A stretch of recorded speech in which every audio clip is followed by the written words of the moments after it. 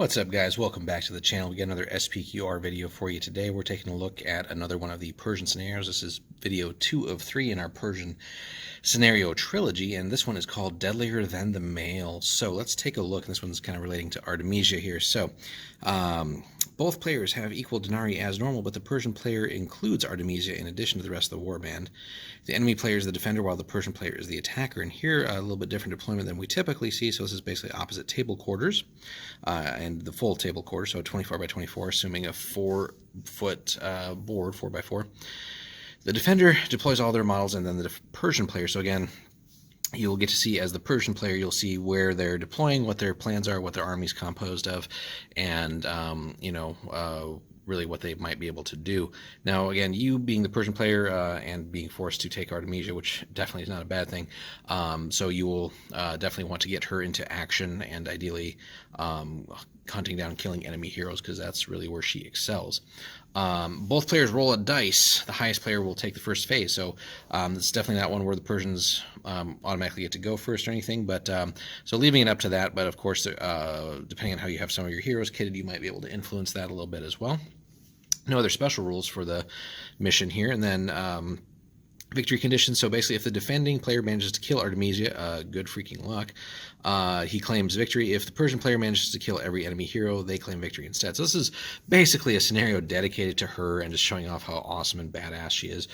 Check back on our video where we reviewed the Persian faction as a whole for the game. Artemisia is basically right up there with Leonidas, I think, overall, is how we kind of looked at it, as just far as just sheer killiness. And again, she's basically designed to get better at killing, or is really designed to be good at killing enemy heroes.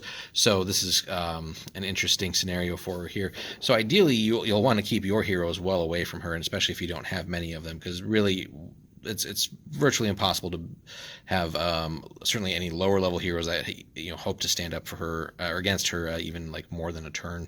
She will just ginsu them, or just slice and dice them into little bits and pieces by and large. So it's a very tall order to kill her with your heroes.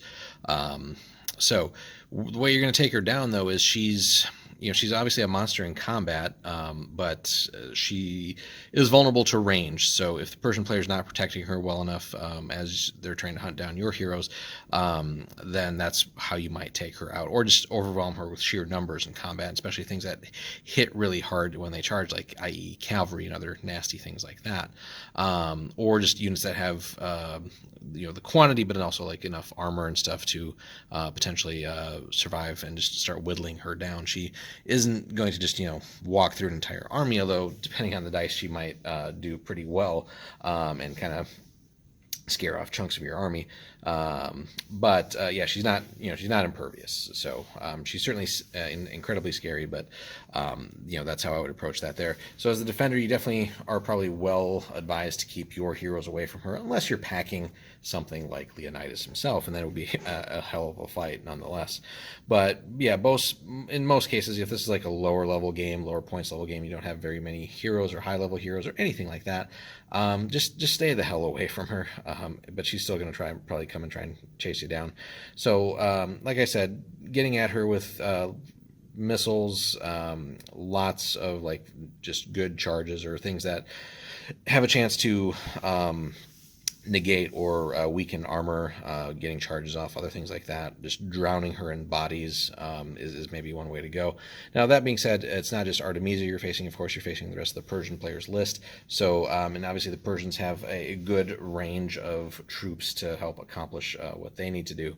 So it's definitely going to be a tall order here for the defender. But again, bragging rights, being able to knock out Artemisia is definitely a well-earned victory if you can achieve that. But again, you as the Persian player, I think you definitely want to be aggressive, but just keep her at least protected a little bit, and just find good spots to deliver her at enemies.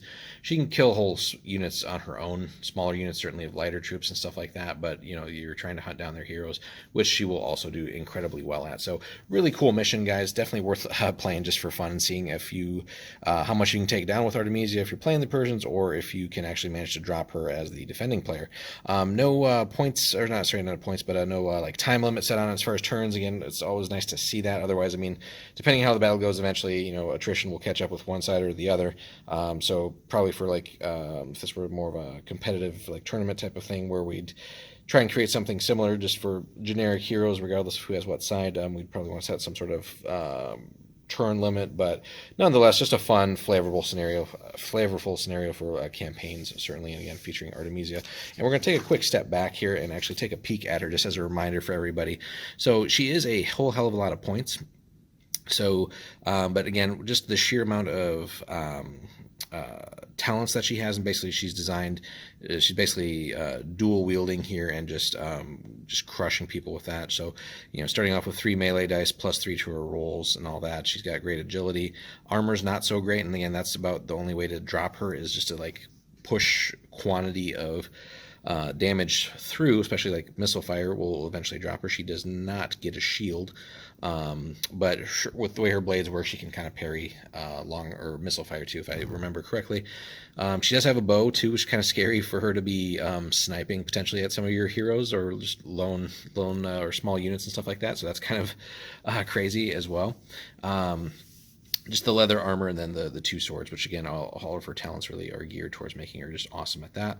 And then the scary thing for the scenario too is, again, her special rule, the emasculator rule. So every male hero, which is basically everybody else in the game, unless you happen to be running a female model somehow, is that she gains a bonus melee dice. So she's already going to be a +1 if she manages to get to one of your heroes because of your hero. And then in addition, all male heroes, again, friend or foe, will lose 1 melee dice. So she gets better as she gets close to you and into combat, and you get weaker at the same time. So, and you also have to reroll successful melee checks against her. That's why it's just almost hopeless to try and stand up to her in close combat. So, unless again you have like some just really badass high level hero, she's level 8 by herself. So, that should probably tell you roughly the size or level of game you should be playing to try this out and have it be even relatively fair.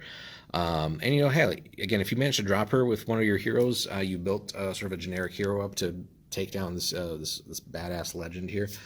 Hey, that's more bragging rights to you. Kudos to you. You've definitely made an achievement here. But you know, she basically just runs through most things and pretty much most other special characters that are heroes listed here in the game. Again, I think the only one I found really that would stand up to her would be Leonidas, and it would be interesting just to have a roll off there and see how they do over a couple of like maybe best 2 out of 3 or something like that. So, but yeah, so she is definitely a handful for anybody. But let us know in the comments if you've played the scenario, if you've played with her. There's no model, I think, specifically for Warlord, which is kind of a shame.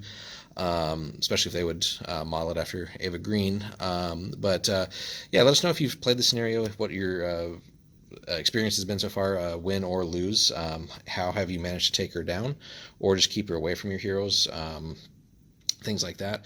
Yeah, just let us know. It's definitely a fun one. And hopefully Persians will also get some more new releases here at some point to sort of expand their range and make it more in line with the other SPQR releases. But yeah, drop us a comment, guys, a like if you haven't already, subscribe as well if you could. Thanks so much for stopping by the channel again. Hope you enjoyed our little video here. This is the second of 3 Persian scenarios again, so we'll have one more here to wrap up the trilogy. Thanks so much for stopping by, guys. Hope you have a good one. We'll see you in the next one.